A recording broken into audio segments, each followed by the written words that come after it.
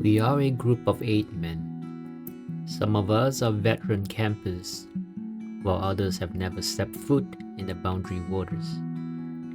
While we come from all walks of life and life stages, we share in our love for the outdoors. We set off from our church, Twin Cities Chinese Christian Church, early in the morning and arrive at our entry point at 12:30 p.m. The mosquitoes started feasting on us at the launch point, so we had to don our head nets as we unload our canoes and luggage.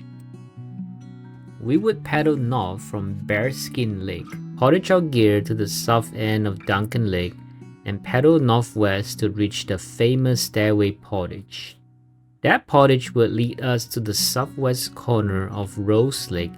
Then we would have to go north and then west to reach Red Lake. This is a very long paddle that hugs the west corner of Rose Lake, after which another short paddle and a portage to reach South Lake, the end point.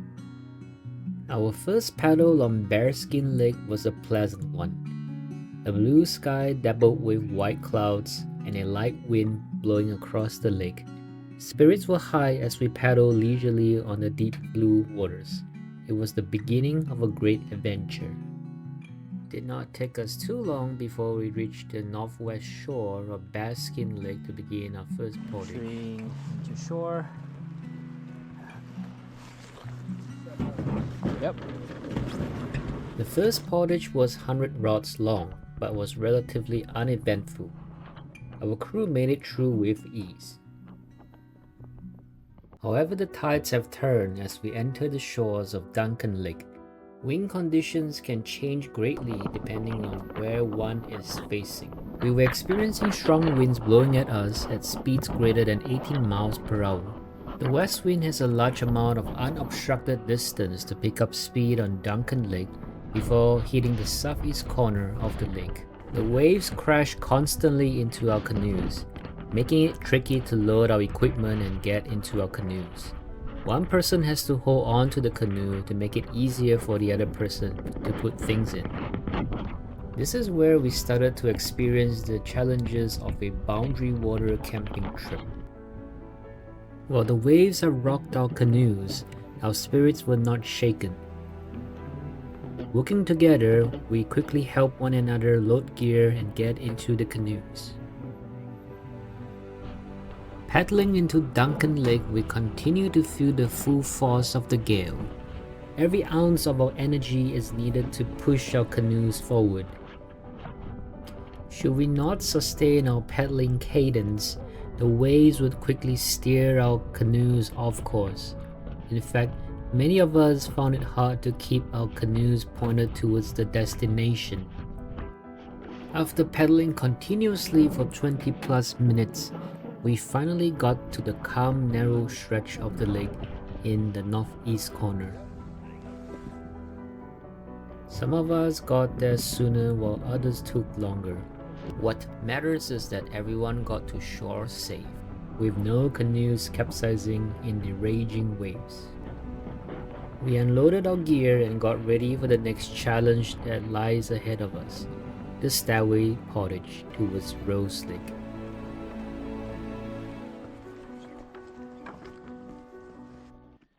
We braced ourselves for the Stairway Portage. After a short uphill walk, the trail drops downhill quickly. A brief drizzle made our journey more challenging by making the steps wet. Trekking 120 feet downhill over 80 rods meant that we had to watch our steps very carefully on the steep terrain. A false step would certainly lead to a bad fall with the heavy load on our shoulders. The sound of gushing water from Rose Falls accompanied us during our portage. Time pressed to get to our desired campsite before dark. We decided to view the waterfall on our return journey. Seeing the blue waters of Rose Lake during our downhill trek hinted that the end of the portage was close. A one-way portage with a load of 50 to 60 pounds took about 20 minutes. At the shores of Rose Lake, we set our equipment down to catch a quick breather. Good job, guys. Good job, good Good job. job, guys. That's a long portage. Yeah.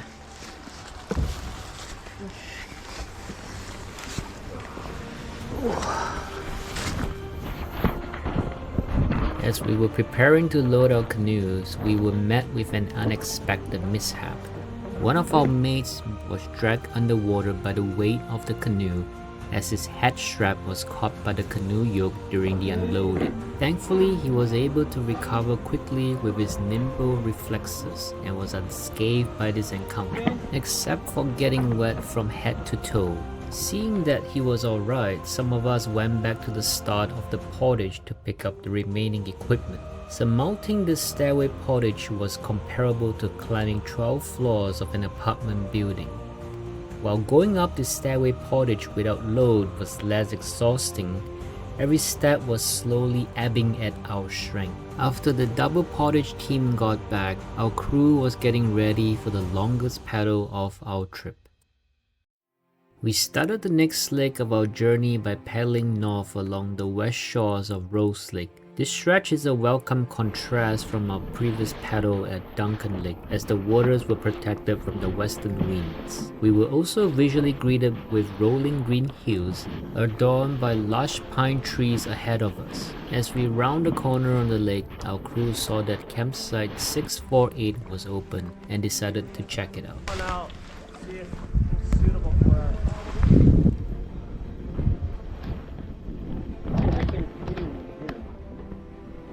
This one would be very buggy. We ultimately decided the site is not suitable for us and that we would paddle towards our desired campsite in South Lake. Though the paddle on Rose Lake was long and hard, we were able to feast our eyes on the wonders of God's creation while having fun along the way. Finally, after 75 minutes of paddling, we were there.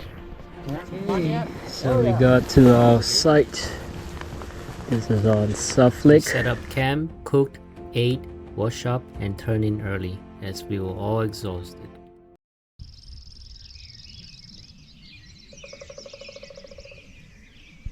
The next morning, we woke up to the sound of nature. South Lake was completely still, making it a giant mirror that reflected the sky and trees. It was quite the sight to behold, and one of the few sceneries that could be truly called pristine. After seeing this view, we knew our efforts spent getting to this campsite was worth it.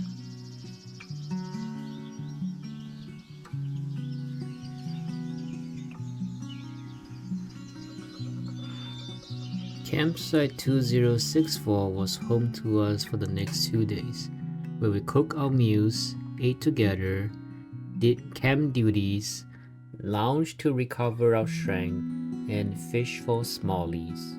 South Lake has a thriving population of smallmouth bass that were very willing to hit spinners, curlytails, rapalas, whopper ploppers, and of course, live leeches. During our stay, we would go out in our canoes to fish for them.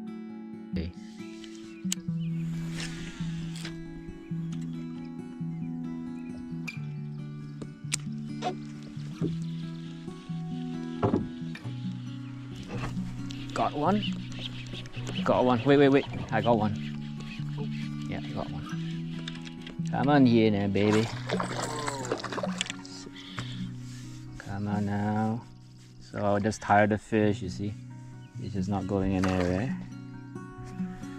And then I bring it in like that.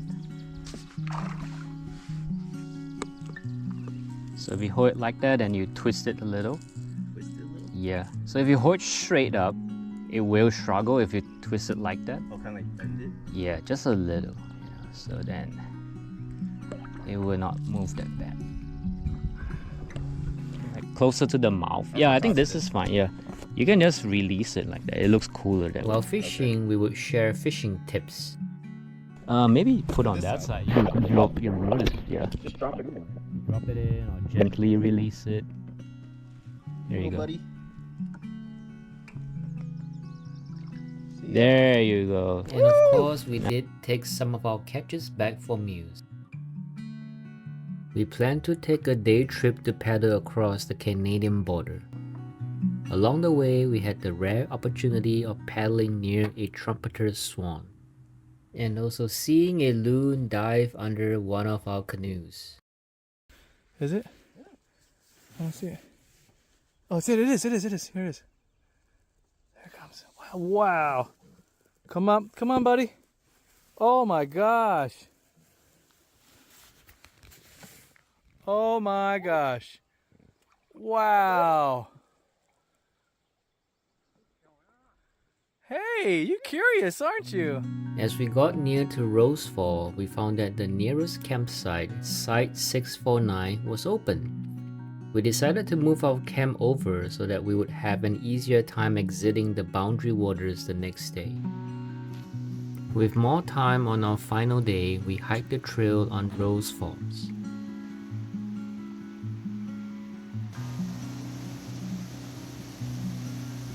Here we got to witness the fall up close from a overhanging ledge.